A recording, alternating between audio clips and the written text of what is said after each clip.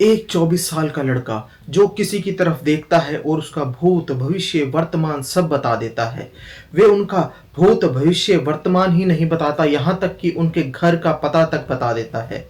ये कौन था? इस लड़के के पीछे धीरे धीरे कुछ ही मुट्ठी भर लोगों से लाखों करोड़ों लोग जुड़ गए। ये एक संत था, भगवान था या एक ढोंगी? आइए जानते हैं इस वीडियो में। शुरू शुरू में कुछ ही लोग इनके पास आते थे। इनका नाम है धीरेंद्र कृष्ण शास्त्री उर्फ बागेश्वर बाबा। कुछ ही लोगों के हजूम से जब इन्होंने भविष्य बताना शुरू किया तो धीरे धीरे हजूम बढ़ता गया। ये करोड़ों लोगों के बीच में पहुंच गए। करोड़ों लोगों के बीच में राम कथा होती थी और उसी कथा के बीच में किसी 20 या 15 लोगों को बुलाया जाता था और उनके भविष्य के बारे में बताया जाता था। कहते हैं कि भविष्य बताने के साथ साथ वे उनको भविष्य में आने वाली परेशानियां भी बता देते थे और बताते थे कि उसका उपाय ये है, और वे भक्त वे उपाय करते थे और करने के साथ ही उनके काम बनने लग गए और ये लोग धीरे धीरे जुड़ते जुड़ते लाखों से करोड़ों में बदल गए। अब जहां लाखों से करोड़ों में भक्त बन गए, वहां पे नेताओं का आना तो संभव ही था। वहां पे नेता अभिनेता सबकी इनसे मिलने के लिए लाइनें लगने लगी। अब लोगों की पर्ची बनाना तो कम हो गए, लेकिन नेता अभिनेता मिलने के लिए इनके पास हमेशा ही खड़े रहते हैं। इनका नाम है बागेश्वर बाबा। हालांकि इनकी प्रसिद्धि के साथ साथ इनके साथ कई विवाद भी जुड़े। वे विवाद हैं जमीन हड़पने से लेके बीजेपी के एजेंट के रूप में काम करने तक। लेकिन बागेश्वर बाबा ने इन बातों को कभी नहीं माना। उन्होंने कभी नहीं कहा कि मैं एजेंट हूं किसी का या मैं किसी के लिए काम कर रहा हूं। उन्होंने हमेशा कहा मैं तो राम नाम जपवाने आया हूं, राम की भक्ति कराने आया हूं, मैं हनुमान जी का भक्त हूं और मैं यही काम अपने मरते दम तक करता रहूंगा। हर जगह चर्चा के बीच एक दिन मीडिया ने भी इस चैलेंज को स्वीकार किया। सामने बैठे थे करोड़ों लोग। राम कथा जैसे ही समाप्त हुई, बाबा ने लोगों को बुलाना शुरू किया। अब फिर पत्रकारों की आज हम आपकी उस कसौटी पर उतरेंगे कि भारत के इतिहास में कोई भी दरबार वाला नहीं उतरा होगा।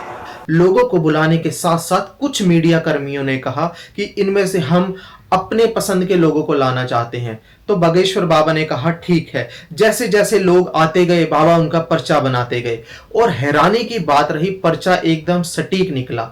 ये एक माइंड रीडर का खेल था या एक सिद्धि थी, इसके बारे में कुछ कहा नहीं जा सकता। जहां कुछ लोग कहते हैं कि बाबा के पास करण पिशाचनी है, भूत प्रेत की शक्ति है, तो दूसरी तरफ बाबा सिद्धि से मना तो नहीं करते, लेकिन वो कहते हैं मेरे पास तो हनुमान जी की सिद्धि है जिससे मैं सबका अगला पिछला बताता हूं। बोलो सीताराम सब लोग, सीताराम सीताराम। आप में से कोई पत्रकार हमारे चाचा जी का नाम बता सकता है? इस बीच में जिस जगह को कोई नहीं जानता था बागेश्वर, इस स्थान पर अब लाखों करोड़ों लोग जाने लगे। इसी के साथ ही वहां के लोगों के जमीन के रेट भी बढ़ने लगे और वहां के लोगों का 70% काम धंधा भी बागेश्वर धाम से ही चलने लगा। लेकिन बागेश्वर बाबा और उनके गांव के लोगों का विवाद काफी पुराना है। कुछ मामलों में जहां गांव वालों के उनके भाई से झगड़े हैं, तो कुछ लोगों का कहना है कि बागेश्वर बाबा काम तो ठीक कर रहे हैं, लेकिन आस्था के नाम पर ये लोगों को मूर्ख भी बना रहे हैं। जहां पर इसी बीच में व्यवस्था की कमी भी देखी जाती है बागेश्वर धाम में, वहीं पर कई लोग बागेश्वर धाम में केवल उन्होंने अपना शरीर छोड़ दिया क्योंकि व्यवस्था ठीक नहीं थी, पानी की व्यवस्था नहीं थी, तो कहीं पे कोई ना कोई दुर्घटनाएं हो गई। लेकिन दूसरी तरफ देखा जाए तो जो लोग वहां पर आए उनका आज जीवन बन गया। बाबा ने उनको पर्चा बना के दिया, उनको उपाय बताए और वे उपाय करने से आज उनका जीवन बहुत ही अच्छा चल रहा है।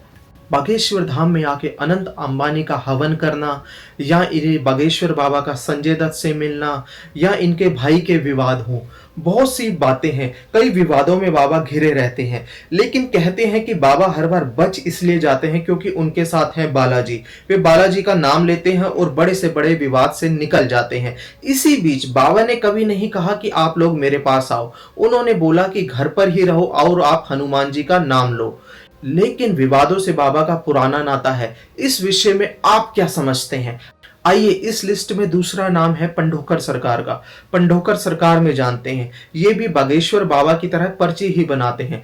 बागेश्वर बाबा के पंडित धीरेन्द्र किशन परिवार के कुछ लोग पंढोकर सरकार के पास गए भी और उन्होंने उनकी प्रॉब्लम को सॉल्व भी किया और उन्होंने उनको कहा कि मैं तुम्हारे यहां भी आऊंगा, और पंढोकर सरकार अपने वादे के मुताबिक वहां पर गए भी। लेकिन इसी बीच में बाबा इलेक्शन में भी खड़े हुए इससे पहले, लेकिन वो इलेक्शन हार गए।